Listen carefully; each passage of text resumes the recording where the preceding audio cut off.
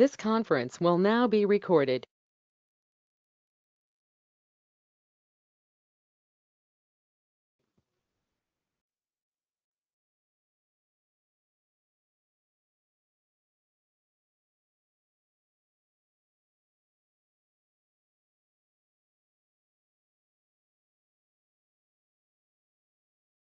Oh, did you not know that you're joking? You doing okay? Ready to start the No, meeting? but you didn't know that in advance. Okay. You good? Okay. We're going to say good evening to everybody. We're going to start the meeting. Thank you for coming out to this afternoon and for your presence at the finance and admin meeting. Due to Chair Lewis's absence, he's out of the country, I believe. I will chair tonight's meeting to ensure that the important matters are allowed to continue and avoid any delays. And certainly tonight, with the consensus of the committee, the reports on the new business will be moved to the July Admin and Finance Committee meeting. And we're good with that. And we will only take up the audit report from our external auditors and the resolutions, and therefore do the committee members do to proceed accordingly. So that's what we have on the plate tonight. So do we have a quorum? Oh, excuse me. I'm sorry. Yeah. Do we have a quorum tonight, Denise? Would you know? Yes, Commissioner Parker, you do have a quorum tonight. Thank you. So we can proceed with at least approving the minutes and things of that nature. Yes, sir. Okay. Oh, I have no particular comments other than the fact of just thanking everybody, which I already did, for being here tonight. And we have, that's Commissioner Jackson is on the screen.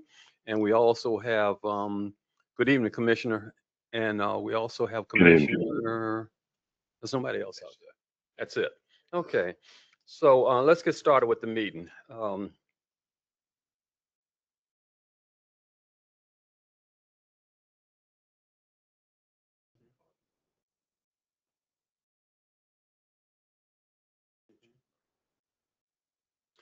We also want to welcome Alan Kitchen. I understand that he will be doing I think he's with Rubico, and they will be doing our audit.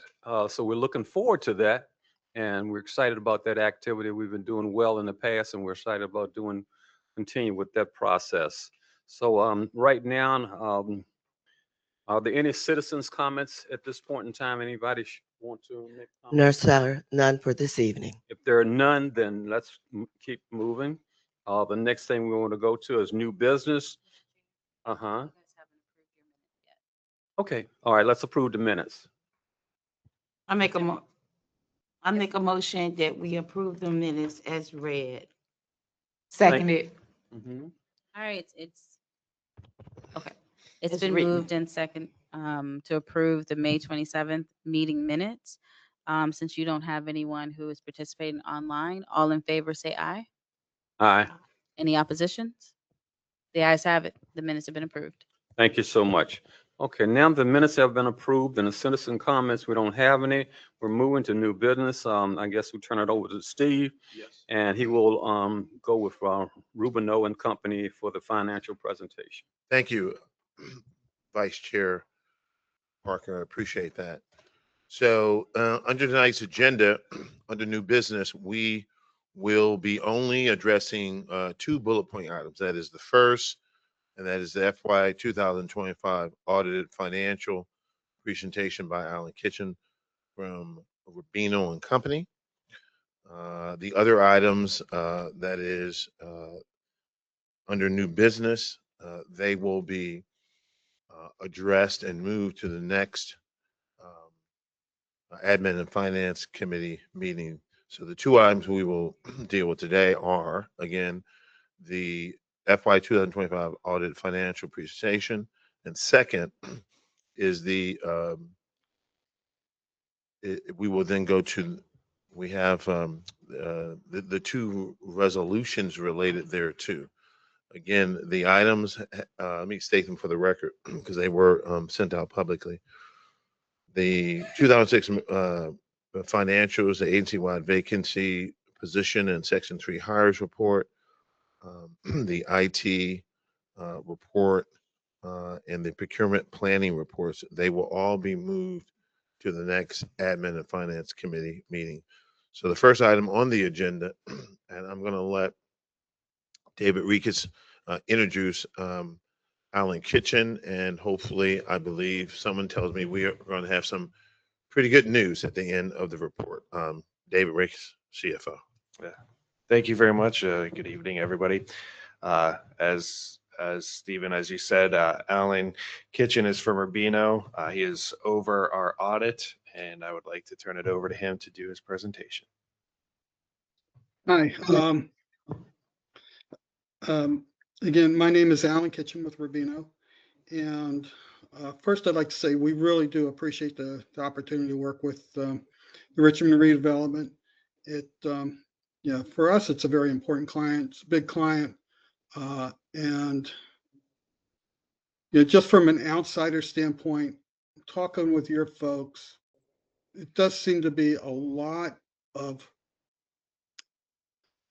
I guess you would call it enthusiasm, or everybody seems to be willing to look forward to the future and how things can be even better.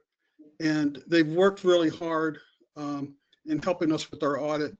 The responses we get when we have questions are really fast. It does seem like every year the audit seems to be a little easier. And we're just really happy with the way things are working out. I guess getting to the results of the audit, I don't know if everybody has a copy of the reports in front of them, but I guess the first thing to point out would be our audit report on the financial statements. That's on, well, the page number is not numbered because it's the first page of our report, but it's page 1. The one thing that jumps out at somebody when they're looking at this is there's a qualified opinion, which is not unexpected because the information from this the VRS for your pension and your OPEB plans are more than a year old. And there's nothing that can be done about that because the information that would be needed to make this report not have a qualified opinion is not going to be available probably until August.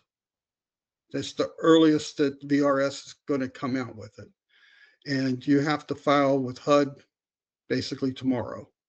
So this is a predicament that the Housing Authority has been in for, I guess, basically forever, is that the VRS information is never going to be,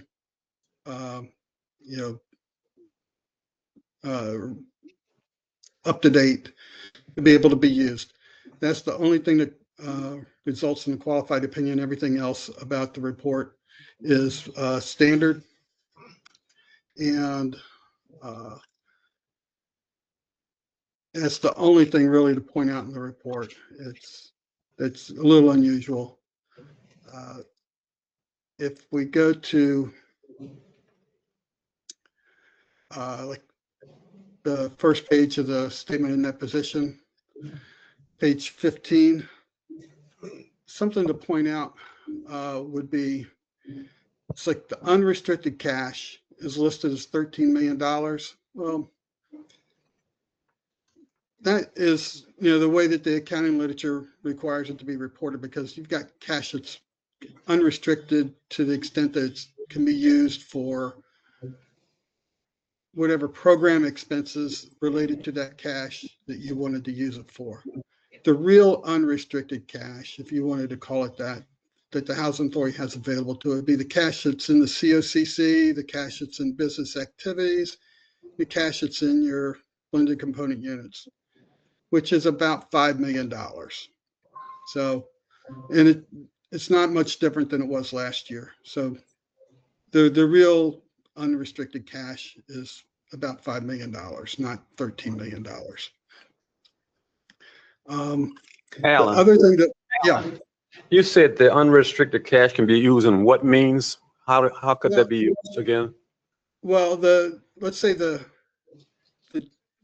let's say the true, what you and I and Joe Blow on the street would call unrestricted, you can use it for basically anything that the housing authority that's in its purview, $5 million. The rest of the unrestricted cash is kind of restricted to a particular program. The voucher cash can only be used for a voucher program. The public housing cash can only be used for public housing.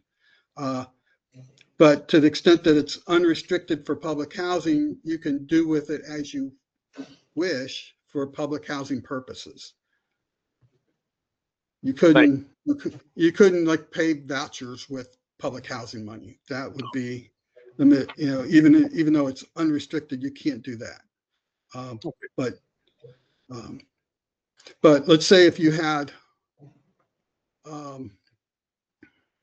a need to subsidize public housing and you wanted to use some of your money out of your component unit, your blended component unit, you could use that unrestricted cash to make a loan or just transfer to public housing, because that money you could use for anything that the housing authority is entitled to do in its operations for providing housing for low and moderate income people in the Richmond area.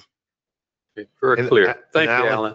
And Alan, for purpose of clarification, when you use the words component unit, you mean the RDC, Yeah. correct? Yes, that's the primary. There's, I think, a couple other small ones that really have no activity, but yes, RDC is where all the cash, the unrestricted cash is.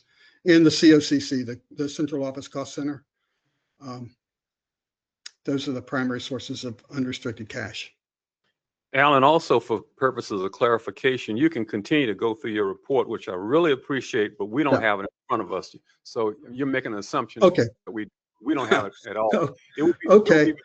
before the full All right. board, but this committee does not have it before us right now. So please go ahead, but I just want to let you All right. know, explain it as full as possible, but we don't have it at all in front of us. Thank you. Okay, well, one other thing to point out that has to do with your balance sheet is when you get it, you'll see that you have net pension and net OPEB assets of about $500,000 and a net OPEB liability of about $500,000. So basically the net between the two is close to zero. Last year, you had a net liability of about $2 million. So the performance of the OPEB and the pension plans have done well. The state's managed it well. So basically you've reduced your liability from 2 million to zero. So that's something to keep in mind. And I don't know what the next report's going to show because it's not out yet, but Virginia does usually do a pretty good job of managing their OPEB and pension plans, not like some other jurisdictions. So from that standpoint, you're not looking at a big unfunded liability that's sitting out there sometime in the future that's going to bankrupt the housing authority. You guys are in good shape right there. When you have the numbers to look at, you'll also notice that there was a big increase in the HUD operating revenue. It increased about $15 million to like $89 million for the year. The biggest components of the increase were 10.7 million for the voucher program and another $600,000 for the mainstream vouchers. And that also produced like a $9 million increase in your HAP payments, which you would kind of expect. You get the voucher funding going up, you would expect the HAP payments to going up likewise. When it's all said and done, the net position increased $2.3 million. Last year, I think it was a decrease of like 2.6 million. So it's about a $5 million swing from last year to this year, an improvement, if you want to think of it in terms.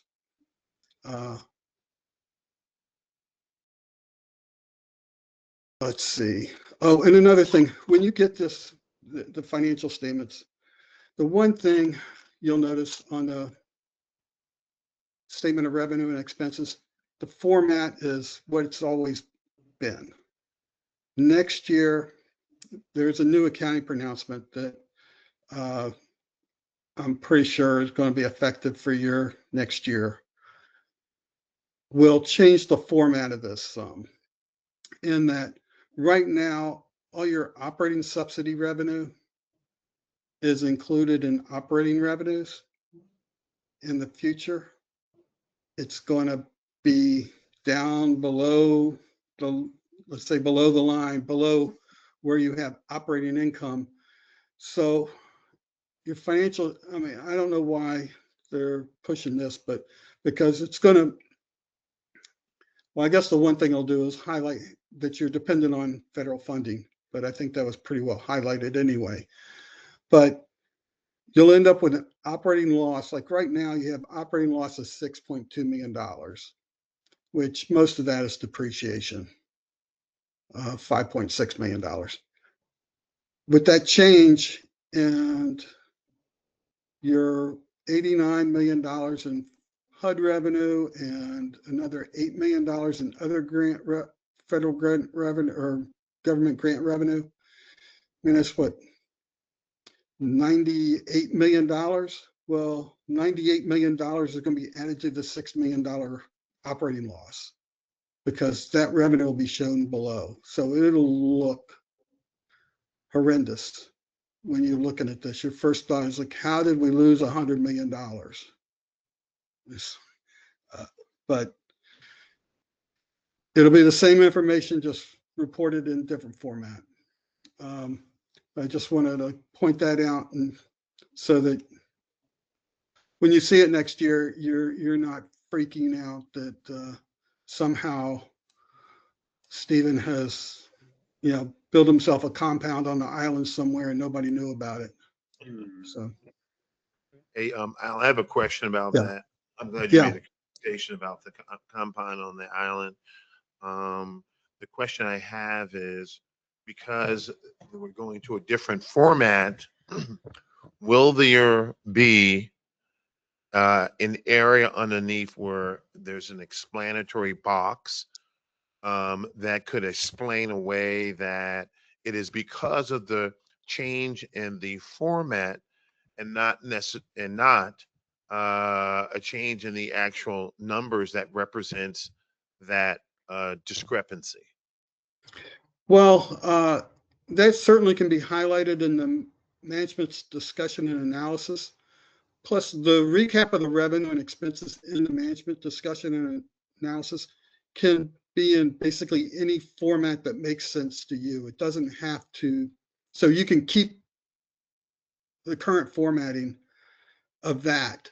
It doesn't have to necessarily mirror exactly what GAAP says has to be reported. As far as explanatory paragraph on the financial statement itself, I don't know. I mean, certainly something can be added to the footnotes also.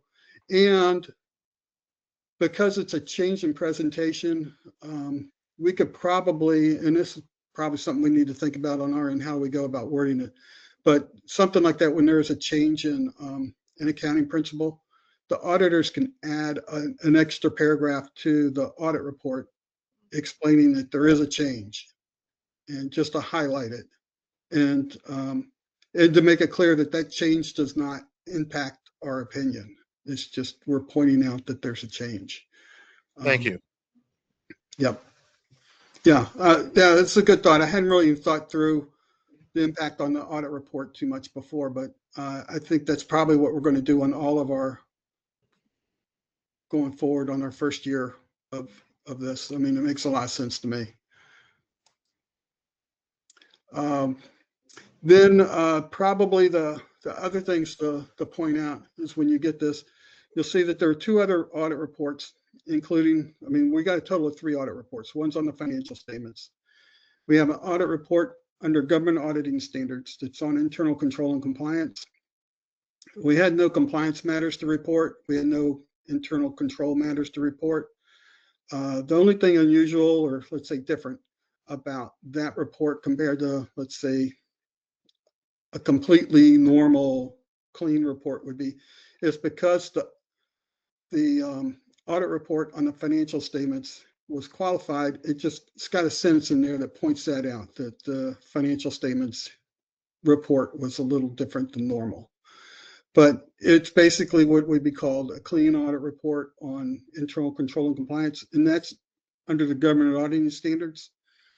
And then there's another report on internal control and compliance that's under the single audit or the uniform guidance. And the idea behind the single audit is we audit major program, we identify major programs and audit the compliance and internal controls over those programs. And it enables the federal government to rely on our report, even if a particular program wasn't selected as a major program. The whole idea originally was to reduce audit burden, because before the individual programs would be audited and federal auditors would be in places all the time. If you can imagine something like the city of Richmond that's got, 40 or 50 different federal programs from different agencies, they could have people in there all the time in the old days. With the single audit, they don't have to come in and audit the programs, here or city or anywhere else. They can rely on the single audit reports from the external auditors of your organization. And so our report on internal control and compliance under the single audit, we had no compliance issues to report.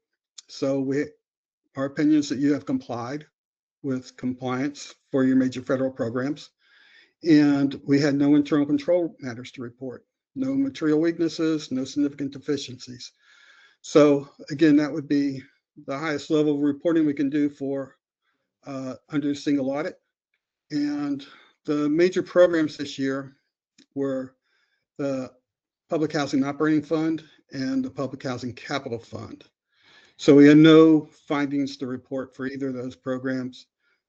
Last year, the voucher cluster, which basically is the voucher program, mainstream vouchers, emergency vouchers, was the major program. We had no problems. We had no findings with those last year. So basically between the 2 years, we have no findings for any of your 3 largest programs. And Alan, again, those are the capital fund. Can you list them again? I'm just writing them down, sir. yeah, the current year, the capital fund and the operating fund were the major programs. That counted for, I think, 47% of your federal funding or something, 45% maybe. And we have to cover at least 40% of your federal dollars. The voucher program in and of itself is well over 50%. So I would imagine next year the voucher program will be a major program again. And because we have to audit these programs at least once every 3 years. And the voucher program is large enough to cover the 40% by itself. The public housing, the operating fund and the capital fund, neither of those by themselves are large enough. So we would always have to double up, have both of those programs audited as major programs at the same time. But this is like 2 years in a row. We have no findings for any of those programs. And as you can imagine, a lot of the work that we do for the program compliance has to do with eligibility. And I mean, that's, in my mind, that's probably the biggest, from a layperson standpoint, I would say that's the most important thing. You're getting money to provide housing to people that are entitled to it. And that's the biggest thing that we're looking at when we're looking at eligibility. The people that are receiving benefits from the program, are they entitled to it, or are they getting the proper amount of the benefit? And we have no findings for that this year. We had no findings last year when we looked at the voucher program. So I would conclude with saying that a lot of people there are taking their job seriously and trying to run these programs as best they can to make sure that the proper people are getting the proper benefits and the financial records are in good order. They're easy to audit, and we have other than the issue that's completely out of your control, we had no issues with the audit, and the audit report reflects that. Mr. Vice Chair, if I may, sir. Please. Please. So thank you, Alan. A couple of things I want the Board of Commissioners to know is that we have spent, prior to even last year's audit, an incredible amount of time ensuring that the interaction between the finance department and our other departments that supply the substantive information and also the way in which we provide that information is very, very, very different than we have ever done before. Last year when Alan, he typically comes and talks to me after in the end, and he had said to me, Mr. Nessers, when we were all over at 901, we had questions. Since you've been here the second year, it is incredibly, 100% improvement. And that's when last year we got no findings under the voucher program. Now we're in this current year audit, and as Alan said, I think that the board, the members of the board, should be really proud of the extra effort that the two departments have gone through in this effort. I have to say for the record also that Rubino, the auditors, they're no shrinking violet. They one of the things I like about them, like a CEO, is that they do point out things. We want to bring this to your attention. We want to bring this to your attention. And quite frankly, commissioners, that is how we got better.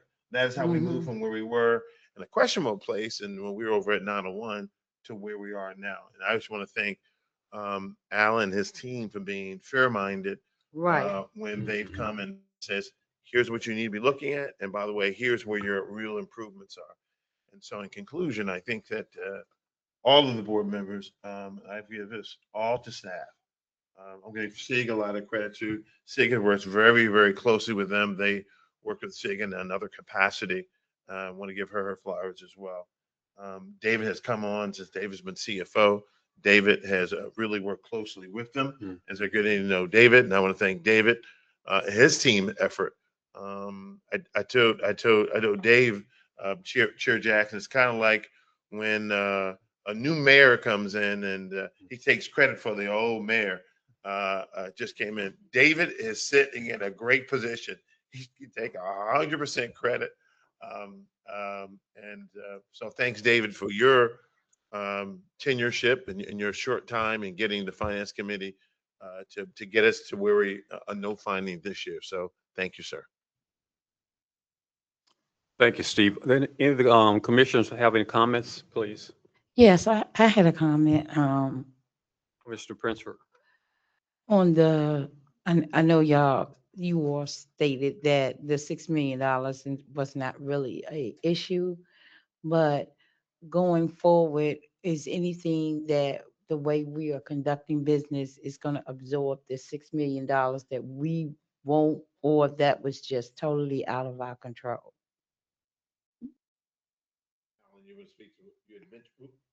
Alan, she said you had referenced a $6 million.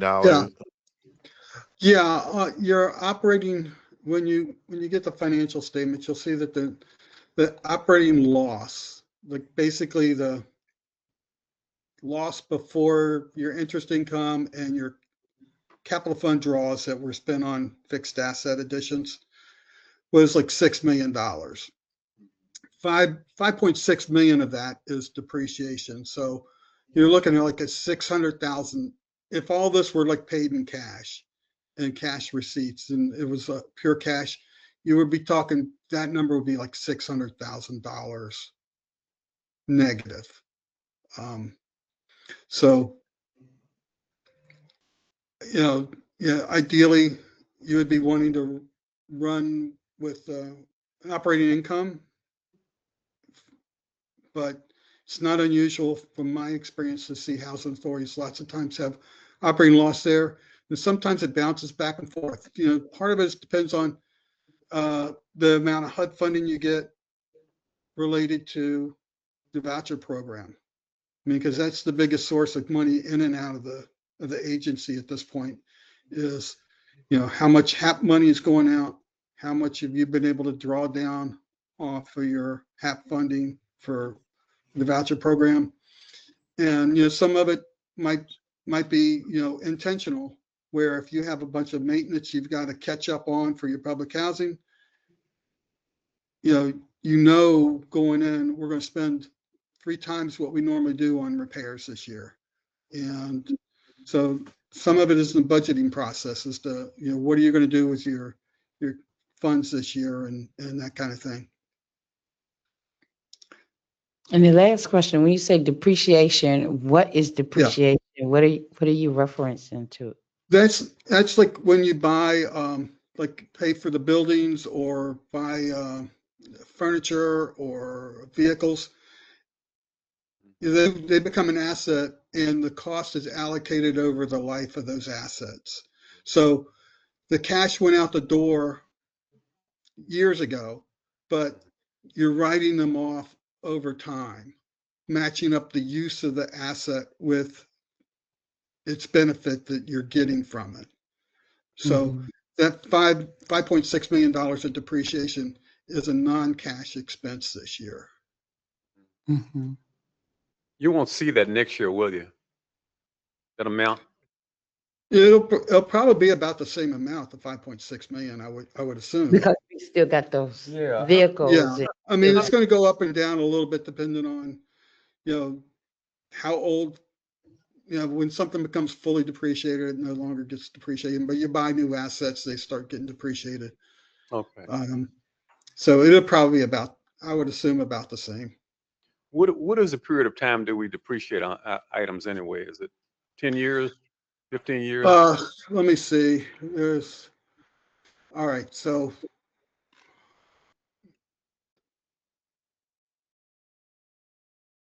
I'm looking for the footnote on it, so I tell you the right thing. All right, the buildings and structures are 40 to 50 years. Hmm. And, and a lot of the public housing is probably close to that old, I would guess, maybe even older. Improvements to the buildings, 15 to 40 years. Furniture and equipment, 5 to 20 years. Land improvements, 20 years.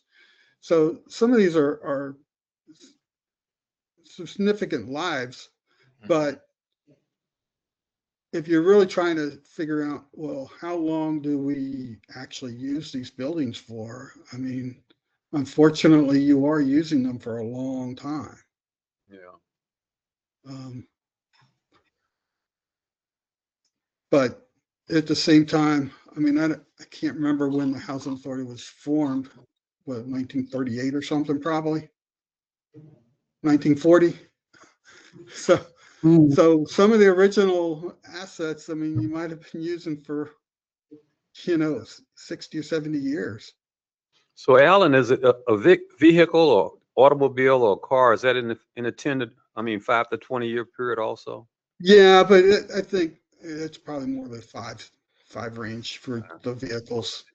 I mean, So in other words, the $6 million compared to, that's the loss, but the excess of what we have outweigh the $6 million. Is that what you're trying to say? The assets, our assets, I'm talking about, other than the buildings, the cars, other things other properties that we're redeveloping and we're doing those, will they absorb some of that or will it just panel out?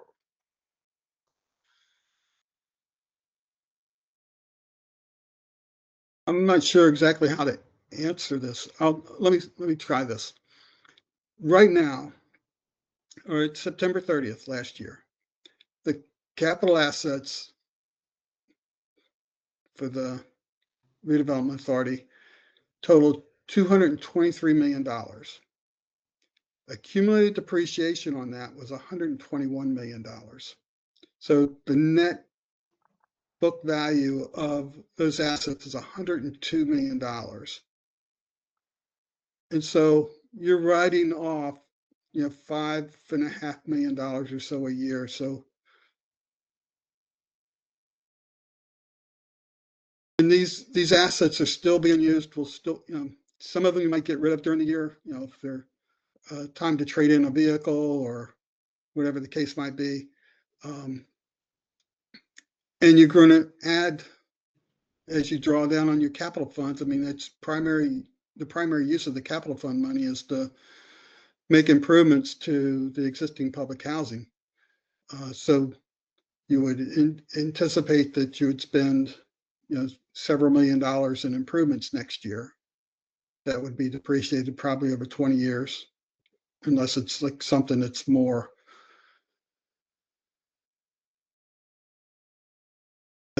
equipment type of item, then it would be a shorter period of time, I would expect. But I think the whole idea of depreciation is to try, because one of the underlying principles in accounting is matching the cost with the benefit that's being generated by it.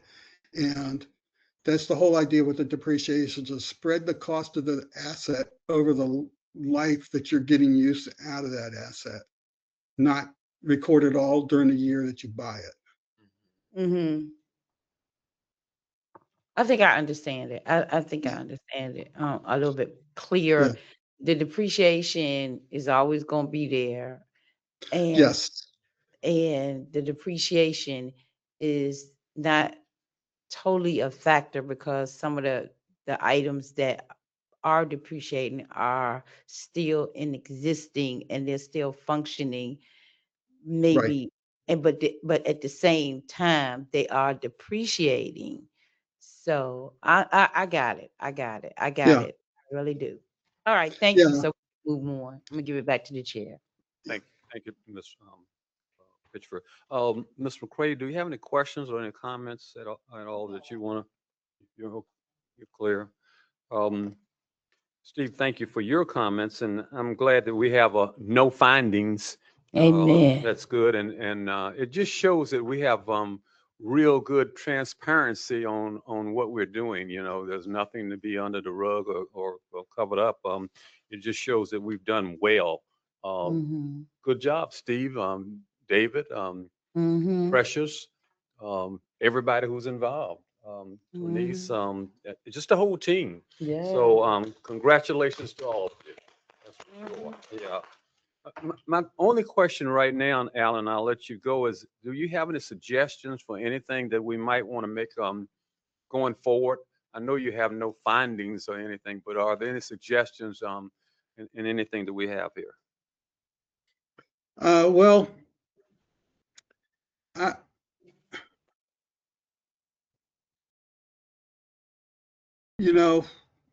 I think that probably, I mean, this is probably makes it in some ways our life a little harder at the beginning, is, and I think we've talked about this a little bit, is if you really wanted to get rid of the qualified opinion, is you would have to change your year end to,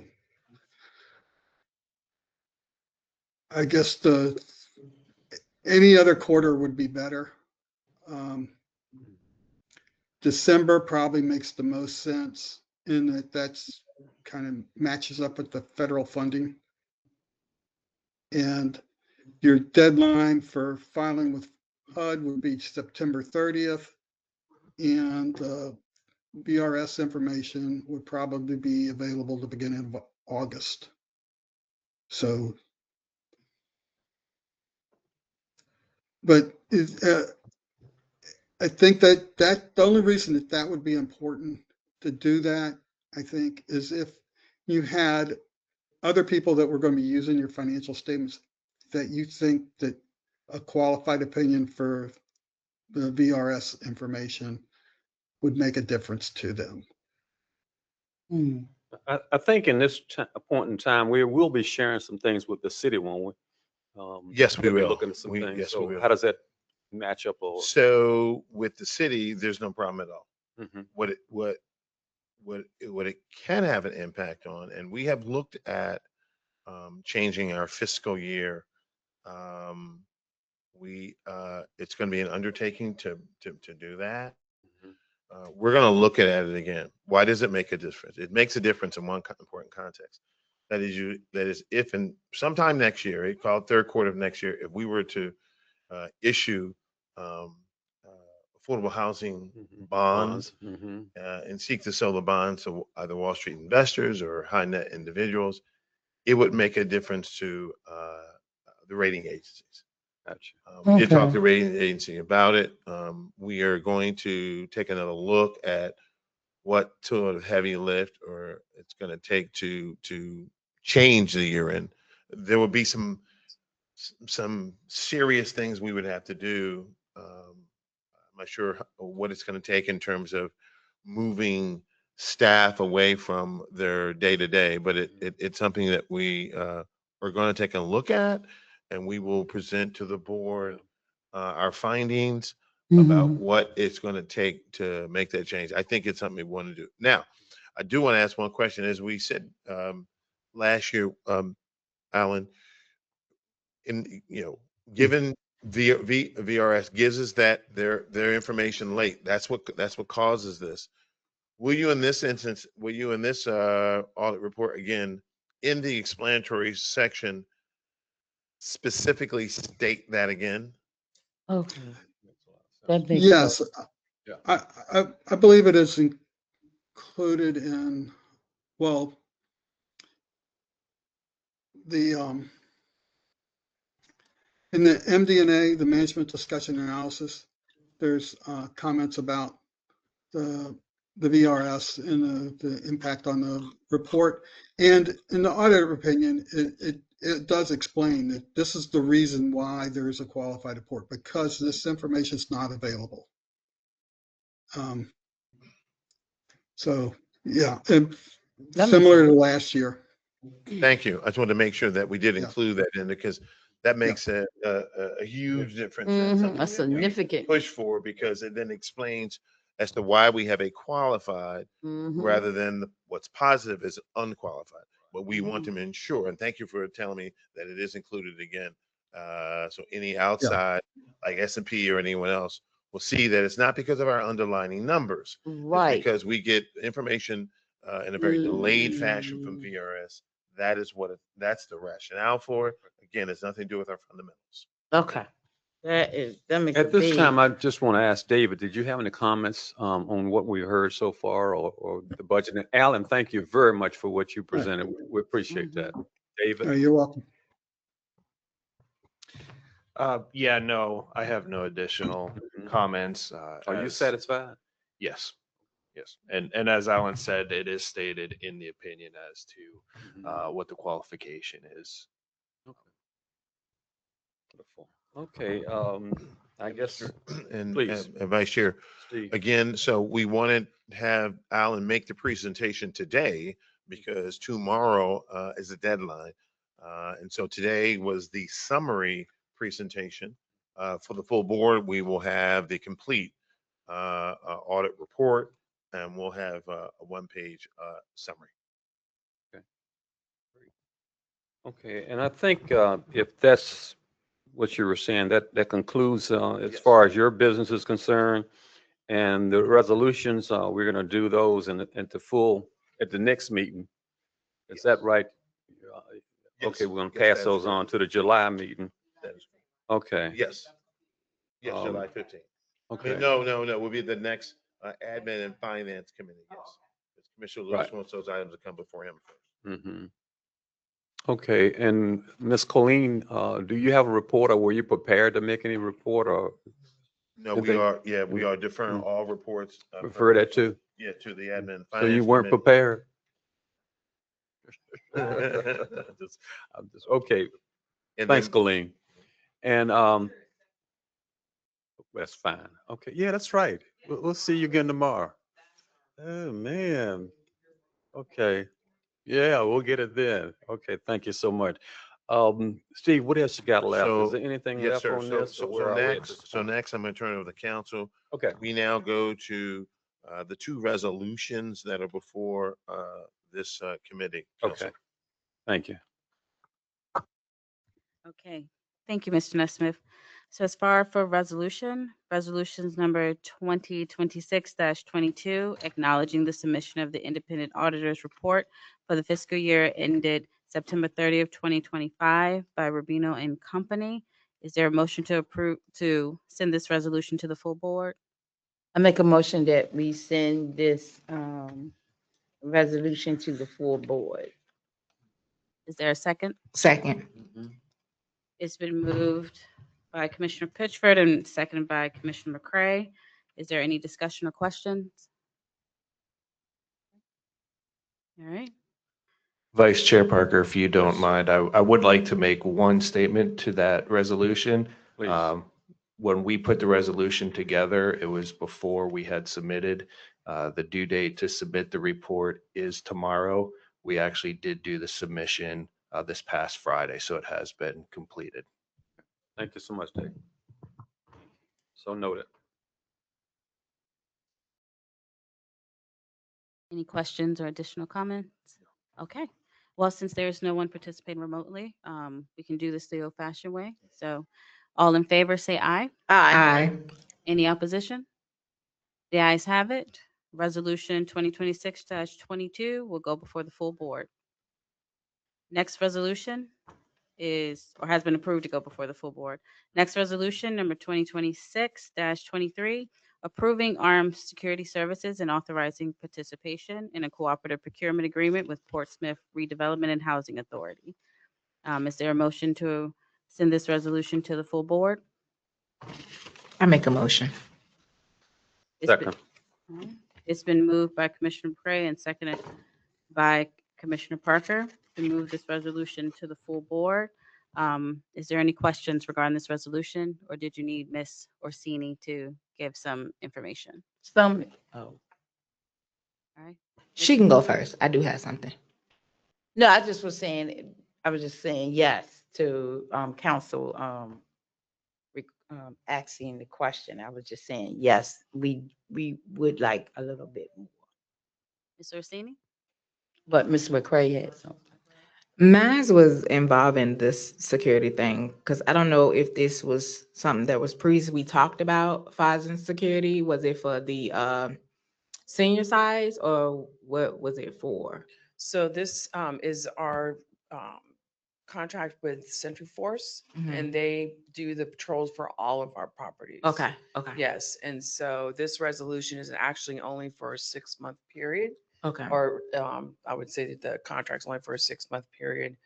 Once we have our new senior vice president of LIPH and our vice president of public safety on board, we're going to move forward with a solicitation. And we're getting our safety plan done as well for our properties. So once all 3 of those are done, we're going to move forward with a new solicitation for services. Okay. Okay. Ms. Colleen, did you have a question? Okay. She Ms. clarified everything. I Okay, needed. Ms. Colleen, do you know if they're fully staffed or how would they be working the properties? What type of staffing do they have? I'm not don't know the particulars about their staffing, but I have not heard that they're not fully staffed. I've Vice heard, Chair, you I can know. answer that question.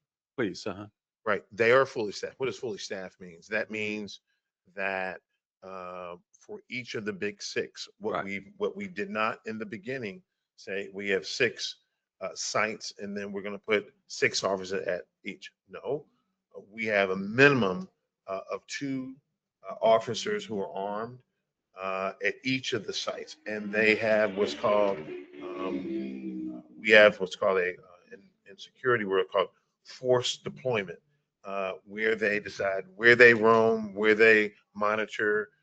They do that in conjunction with RPD and what's called hotspots, which is the major crimes, and what's called the soft spots, which are the minor crimes.